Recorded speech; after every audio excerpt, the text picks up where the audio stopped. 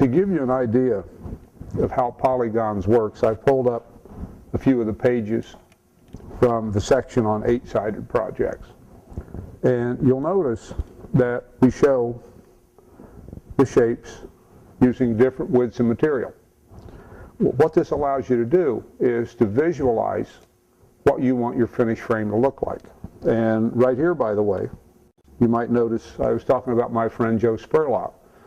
That's his shop buddy Friday. Joe's had Friday for about 5 years. The squirrel loves root beer.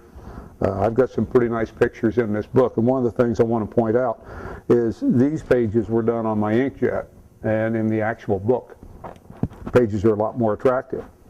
Now, you notice beside the frame that we also show you rings. Now, if you're a wood turner, you want to do segmented bowls. If you'd like to build a round frame, all the information is there. It shows you what your finished frame will look like. In the page to the right of that is where you're going to find your dimension information. And what it does, it shows you according to the side length how wide the frame would be, how high the frame would be, the maximum size of a ring if you're turning into a wood turning project, how much material you need, and then it actually shows you the width of the material for your frame and also the width of the ring. Now, as we scroll to the right, you're also going to notice that we have the information for panels. Now, these also, it shows you where the pieces need to be cut. All the information's there. We're going to show you later on in the DVD how you apply this information into building your projects. And one of the things I want to point out is Polygons has all the information you need on 5, 6, 7, 8, 9, 10, 12, 14, and 16-sided projects. One of the things that we're also trying to do in Polygons is to emphasize how you can get creative as you build your different frames. Now, if you're working with an odd number of sides, 5 sides, 7 sides, 9 sides, whatever, if you try to get creative and change the length of one side, you're going to have 3 different lengths to get those projects to fit properly, and the mathematics can be an absolute nightmare.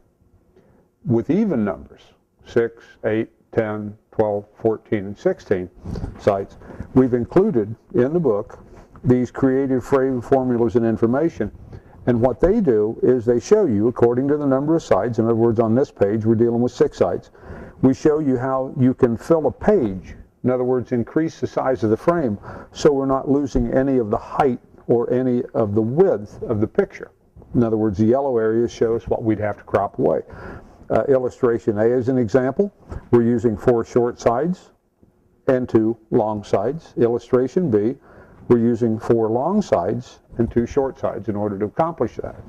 And down below, what you're going to find is your rabbit area dimensions for creative frames.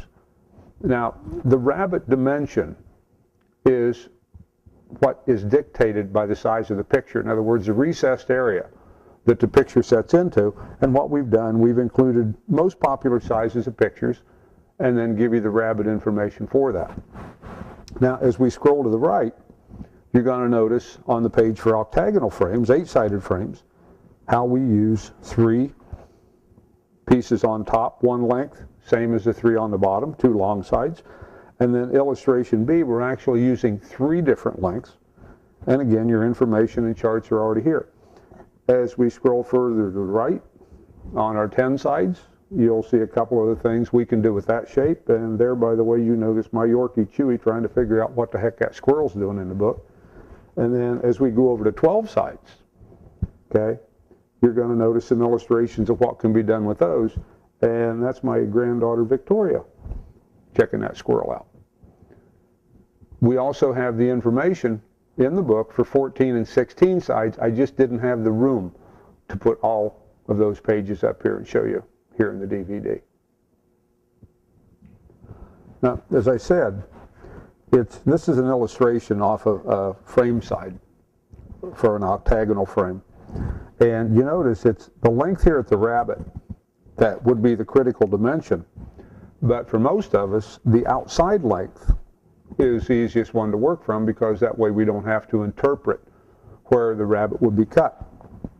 And you notice on this illustration as an example, as we take our 22.5 degrees off of a square cut. What that leaves us is with a 67.5 degree resulting angle. Now what we've done is we've actually formulated charts that allow us to determine, based on the angle we're working at and the width of the material, how we can convert the rabbet length into an outside length for all of the 9 shapes that are shown in the book. And what's going to happen is this information is going to save you so much time and effort, and it really is going to make making these frames pretty simple, even though most woodworkers would find them, if not at least very difficult, sometimes impossible. Verify what we're trying to get across here. I pulled this page from the Creative 8-sided frame formula section, and I've put it beside the information in the 8-sided frame section. Now let's say, as an example, we want to do an octagonal frame very similar to illustration A for an 8.5 by 11 picture.